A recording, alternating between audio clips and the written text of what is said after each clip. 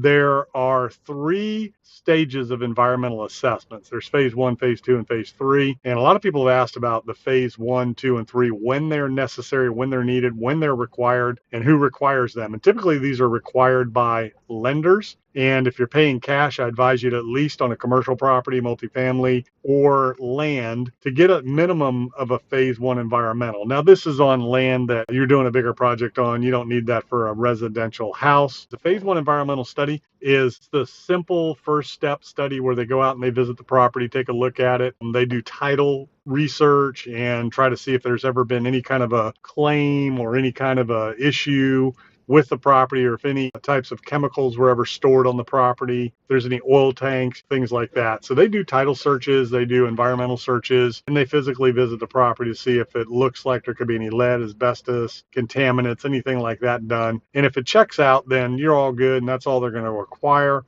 If something comes up, if there's a red flag, then you move to the phase two. The phase two environmental assessment is where they take samples. It could be core samples of the soils, groundwater samples. It could be samples of the building and the structure, looking for asbestos, lead, things like that, other types of contaminants. And they'll get that done and evaluate it. And then comes phase three, which is the recommendations of abatement and what you need to do to rectify the situation. So that'll be the phase three study that tells you what to do and how to handle it. So then you can hire an abatement company to come in and take care of whatever the situation is. So that's a very quick, brief overview of phase one, two, and three environmental studies. You can look that up online and get more in depth about it. More advisable to speak to some environmental engineers and get their take and their opinions and ask them what's involved and explain it in further detail.